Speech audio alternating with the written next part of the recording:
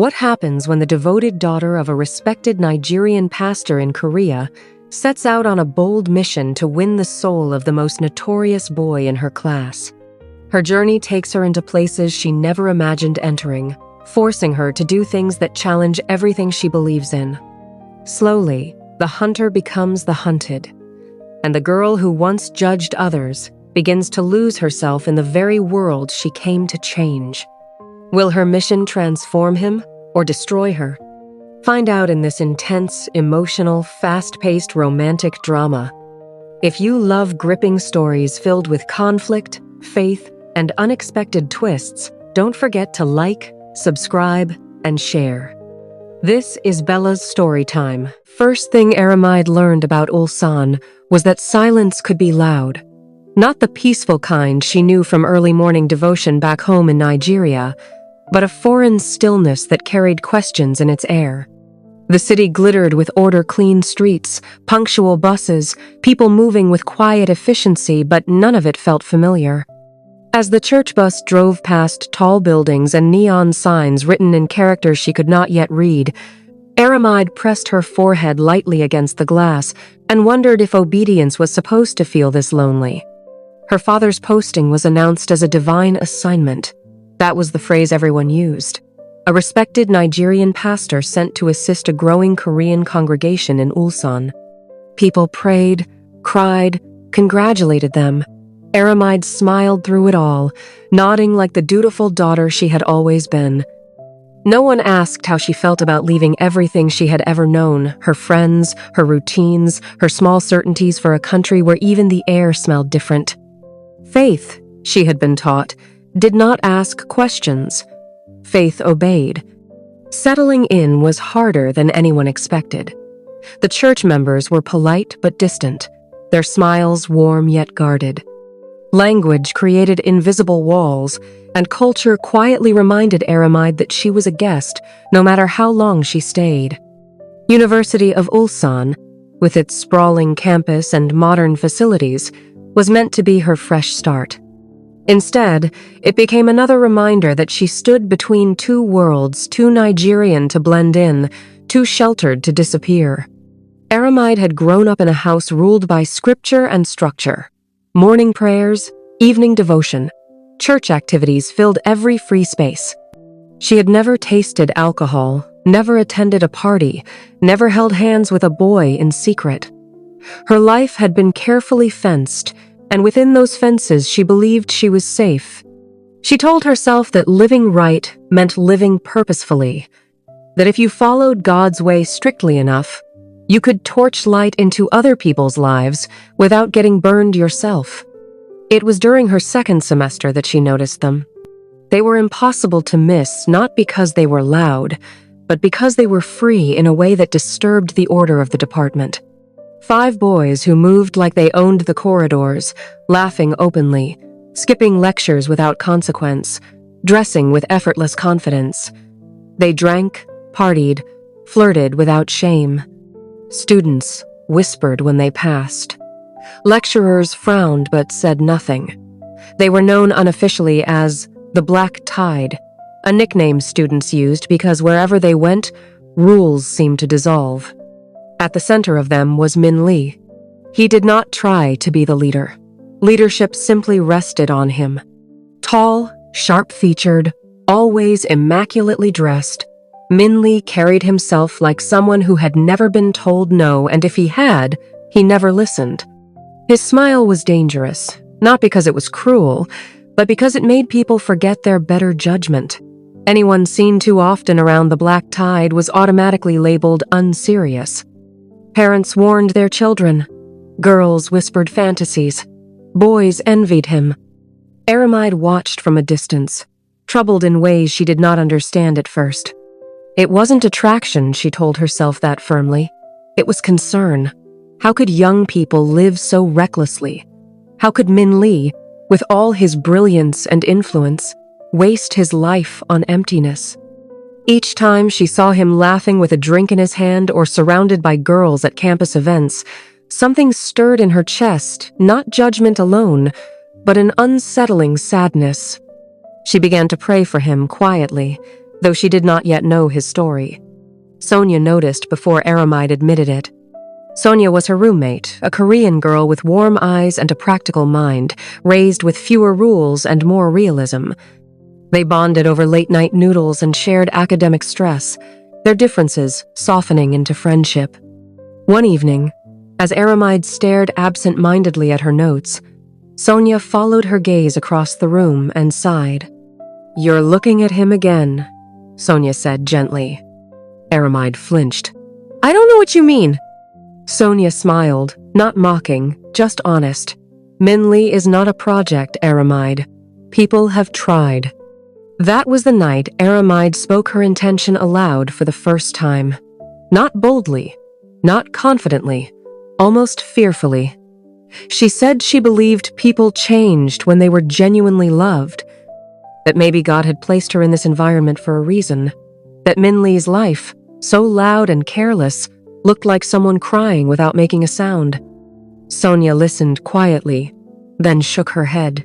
Some fires don't need saving. They burn everything that gets close. But Aramide had already decided. She would approach him, not to flirt, not to impress, but to show him a different way of living, steady, purposeful, grounded in faith. She convinced herself it was ministry, not emotion, calling, not curiosity.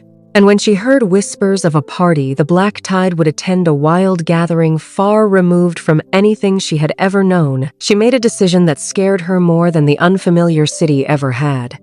She would go. The party was nothing like the images she had seen online. It was louder, darker, messier. Music pounded through her chest like a second heartbeat. The smell of alcohol clung to the air. Bodies moved without restraint. Aramide felt painfully out of place in her modest dress, clutching her bag like a lifeline. Every instinct told her to leave, but then she saw Min-lee across the room, laughing, alive, untouchable. Their eyes met. That moment should have been insignificant. It wasn't. Something shifted, sharp, electric, and unsettling. Aramide took a step forward, unaware that this single decision would fracture everything she thought she understood about faith, love, and herself. She did not yet know that this first encounter would end disastrously. She did not know that Min-lee's smile hid wounds deeper than rebellion. And she did not know that the greatest test of her life would not come from the world she feared, but from the faith she trusted without question. The night ended worse than Aramide imagined. She never remembered exactly how she crossed the room, only that the music seemed to dull as she approached Min-lee, as though her courage drained the sound from the air. He was standing with the Black Tide, drink in hand, laughter easy on his lips. For a brief second, uncertainty flickered across his face when he noticed her. She did not belong there. Everyone could see it, including him. Aramide introduced herself awkwardly, her voice nearly swallowed by the music. She spoke too formally, too carefully, like someone reciting lines in a play she had never rehearsed for. Min-lee leaned closer, amused, eyes scanning her from head to toe, not with cruelty, but curiosity. He said her name slowly, tasting the unfamiliar syllables, then smiled in a way that made her heart stumble. "What are you doing here?" he asked. The question wasn't unkind, it was honest, and that honesty undid her. She spoke about school, about coincidence, about curiosity. She did not mention God. She did not mention intention. She simply said she wanted to meet him. The silence that followed felt heavier than the noise around them. One of his friends laughed loudly, breaking the moment, muttering something in Korean that made the others snicker. Aramide understood enough to know she was being mocked. Min-lee didn't defend her. Instead, he tilted his head and said, lightly, "You should go home." The words were gentle, but they stung. Not because they were cruel, but because they were dismissive. She nodded, embarrassment flooding her chest, and turned away before tears betrayed her. As she left the party, the cold night air slapped her face, grounding her in shame. Sonia was right. She had stepped into a fire uninvited. For days after, Aramide avoided the department corridors where the black tide usually lingered. She immersed herself in lectures, fellowship meetings, scripture. She prayed harder, longer, asking God if she had misunderstood his direction, or worse, if she had acted out of pride disguised as purpose. The memory of Minli's calm dismissal haunted her more than anger would have. But something unexpected happened. Minli began to notice her absence. At first, it was subtle. A glance across the lecture hall, a hesitation when his friends joked too loudly. He told himself she was forgettable, just another strange encounter in a life full of them. Yet her face returned to him at odd moments. During boring lectures, quiet nights, mornings when the house he lived in felt too empty despite its size. They crossed paths again by accident, or so it seemed. Aramide was seated alone outside the library, headphones in, reading her notes aloud softly to herself. Minli stopped when he recognized her. This time, there was no music, no crowd, no liquid courage in his veins, just daylight and honesty. He stood awkwardly, then cleared his throat. "You left quickly that night," he said. She looked up, startled, and removed her headphones. Her first instinct was to apologize for existing, for bothering him, for stepping outside her boundaries. Instead, she simply nodded. "I shouldn't have been there." He studied her, something unreadable settling behind his eyes. "Why did you come?" The question was different this time. Slower, more careful. Aramide answered truthfully but not fully. She said she thought he seemed lonely. The words surprised both of them. Minli laughed softly, shaking his head, but there was no mockery in it. "You don't know me," he said. "I'd like to," she replied. That was how it began. Not dramatically, not romantically, but cautiously. Short conversations, shared silences, occasional smiles. The black tide noticed first. They teased Minli relentlessly, accusing him of boredom, of softening, of wasting time on someone too clean for him. He brushed them off, but the tension grew. Aramide felt it too, the invisible line she was crossing. As weeks passed, their conversations deepened. Aramide never preached. She listened. Minli spoke of thrill, of freedom, of how life felt like a game he was winning but didn't enjoy. One evening, as they sat on the steps overlooking campus lights, he finally spoke of the thing that shaped him most. He had been given everything: money, freedom, opportunities, but not presence, not warmth, not parents who asked how he felt. He learned early that silence could buy him anything he wanted if he filled it with noise. Parties, girls, rebellion. Attention was easy to find when love was absent. Aramide listened with tears she refused to shed. She did not pity him, she understood him. For the first time, someone wasn't trying to fix him or impress him. She cared, and Minli felt it, deeply. He started walking her back to her dorm, started turning down invitations, started sitting through lectures instead of leaving midway. When he followed her one evening to a campus fellowship meeting standing awkwardly at the back, hands in his pockets, people whispered. Some laughed. Some stared in disbelief. Change, it turned out, made people uncomfortable. Sonia noticed it too. She watched Aramide grow quieter, heavier with unspoken conflict. "You're crossing lines you can't erase," she warned gently. And back home, Aramide's parents noticed the shift as well. Her father spoke of spiritual discipline more often. Her mother prayed longer over her. They sensed something they could not see. Minli began attending church on Sundays not out of conviction, but curiosity. He listened, asked questions, challenged ideas. Some members welcomed him warmly. Others watched him like a ticking clock. Transformation, when it comes too suddenly, invites suspicion. And somewhere between shared laughter and difficult conversations, something irreversible happened. They fell in love. Not loudly, not recklessly, but deeply. in a way that terrified Aramide more than rebellion ever could. She loved him, but she loved her parents too. She loved her faith, and she had no idea how to reconcile the two.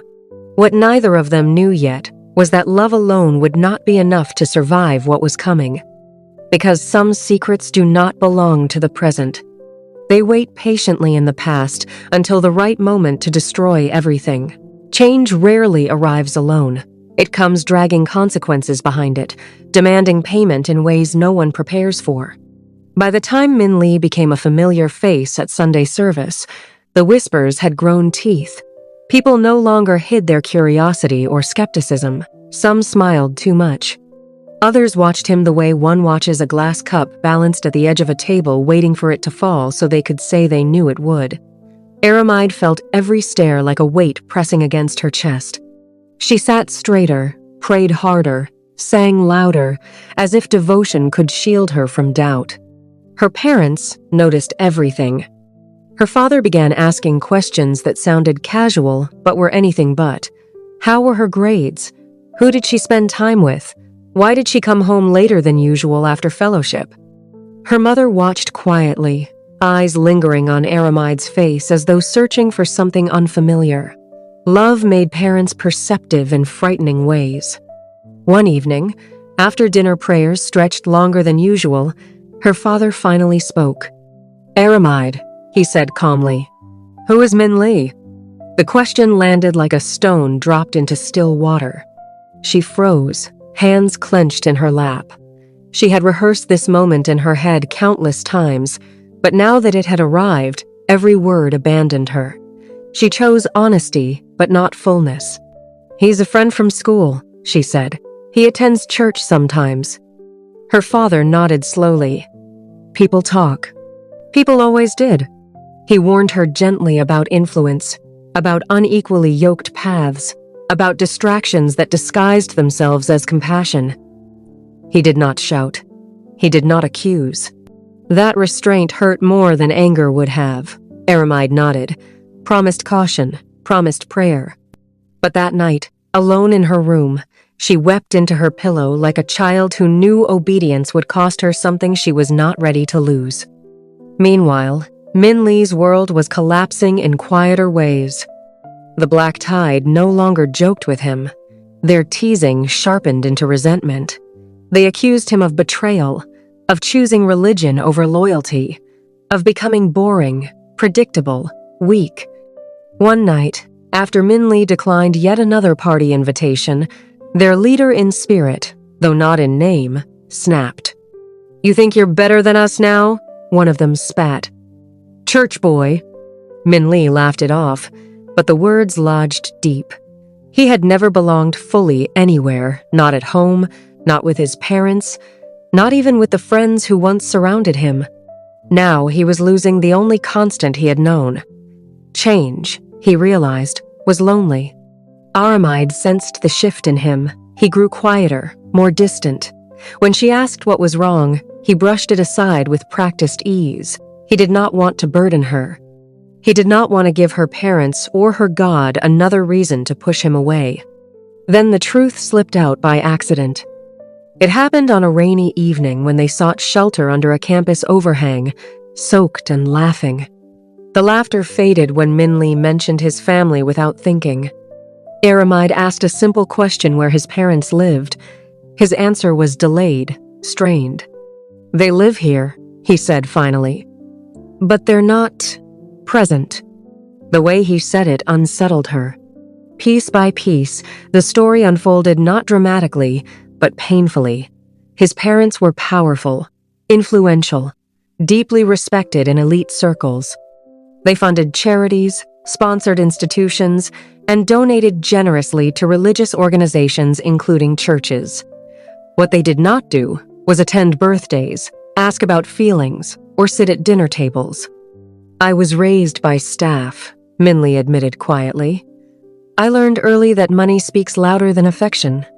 Aramide listened, heartbreaking, but something else stirred beneath the sympathy. Confusion, recognition. The details felt uncomfortably close to home, too familiar. Later that week, she overheard a conversation she was never meant to hear. Her father was speaking on the phone in his study, voice low but firm. Aramide passed by with a tray of tea and froze when a name slipped through the door. "Chairman Min," her father said respectfully. "We are grateful for your continued support of the ministry in Korea." Her breath caught. She stood there, heart pounding, as fragments of the conversation fell into place: donations, influence, a family name that carried weight. Her hands trembled so badly she nearly dropped the tray. Minli's parents were not just wealthy. They were key benefactors to the church. That night, Aramide confronted Min Lee, not angrily, but shaken. She asked him directly if he knew about his parents' involvement with the church. His face darkened. "I found out recently," he admitted. "They never told me. They never tell me anything." The realization hit her like betrayal from two sides. The church she trusted, the family she served, the love she was growing into. Everything was entangled in ways she never imagined. Was Min Lee's acceptance genuine or tolerated because of his family's influence? Was her father's posting truly divine or financially convenient? Doubt, once planted, spread quickly. Then came the blow neither of them saw coming. The black tide struck back. A rumor surfaced on campus, carefully crafted, cruel, and convincing, that Min Lee's transformation was fake, that he was using church connections to clean his image. That Aramide was naive, manipulated, or worse, complicit. Screenshots circulated, whispers multiplied. Fellowship members avoided eye contact. Sonia was confronted by classmates asking questions she couldn't answer. Aramide's parents heard before she could explain. Her father called her into his study again, but this time his face was heavy with disappointment. Not anger, disappointment. He spoke of scandal, of reputation, of how fragile trust was in a foreign land. He asked her to end the friendship for the sake of peace, ministry, and obedience. Min Lee, meanwhile, received a call from his parents. Not to check on him, but to warn him. "Stay away from the pastor's daughter," his mother said coldly. "You're becoming an embarrassment." That was the moment Min Lee understood something devastating. His change had never been supported, only tolerated. And now, it was inconvenient. When Aramide and Min Lee met that night, both were exhausted, wounded, and afraid. Words failed them. They sat in silence, the weight of everything pressing down.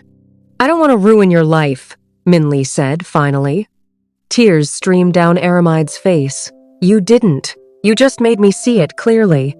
They stood at the edge of a decision neither of them wanted to make.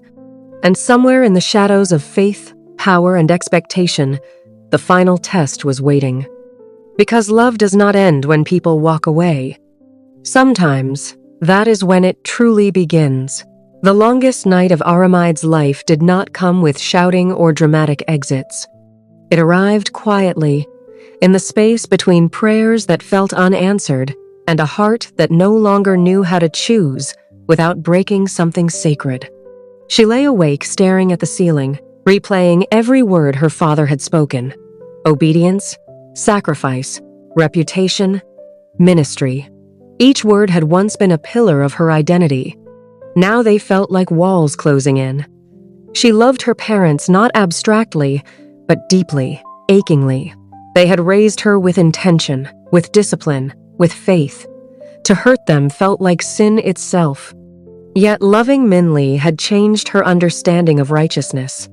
She realized something unsettling. She had been taught how to obey God, but not how to wrestle with him. Morning came without resolution.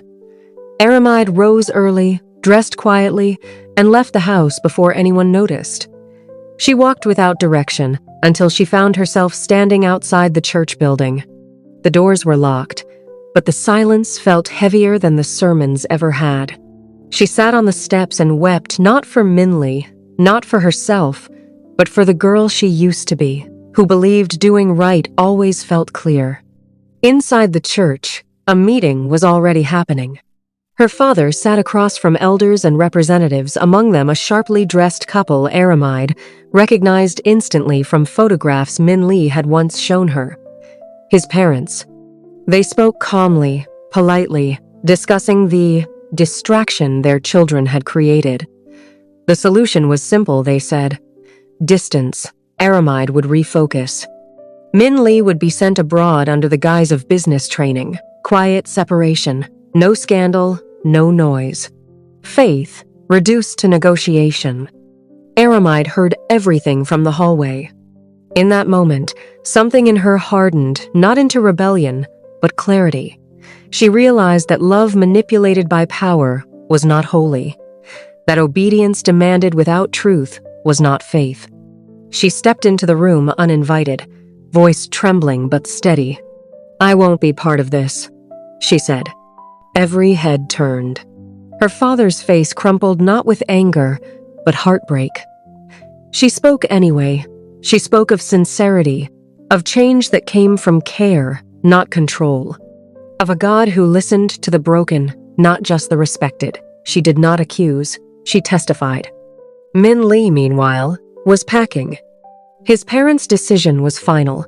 He would leave in 3 days. Another country, another silence. He had accepted it without argument, because resistance had never worked before. As he folded his clothes, he wondered if this was the price of trying to become better, being erased quietly. When Aramide arrived at his door, breathless and shaken, he thought he was dreaming. She told him everything. About the meeting, about the deal, about her refusal. For the first time, Min Lee cried not loudly, not dramatically, but with the kind of sobs that come from years of being unseen. He told her he never intended to change, for God, or church, or image. He changed because someone finally saw him without wanting anything in return. They knew love alone could not fix power, or culture, or expectation. But love could tell the truth. Aramide returned home and faced her parents fully. Not as a child seeking permission, but as a woman standing in conviction. She told them she would not abandon her faith, but she would no longer confuse fear with holiness. Her father listened in silence. That night, for the first time, he prayed without leading. Min Lee left Korea. Not because he was forced, but because he chose to. He needed distance to grow without resentment. Aramide stayed. They did not promise forever. They promised honesty. Months passed. Letters replaced conversations. Growth replaced chaos. His parents loosened their grip when silence stopped working. The church learned humility the hard way, when donations dwindled and influence faded. Years later, Min Lee returned not as the boy who partied to fill a void, but as a man who understood himself. He did not come seeking approval, he came seeking peace. Aramide met him at the same campus steps where everything once trembled. They did not rush into anything. Faith had matured, love had been tested, and this time, no one needed saving. Some fires destroy, others refine, and the ones that remain burn quietly, steadily, lighting the way forward.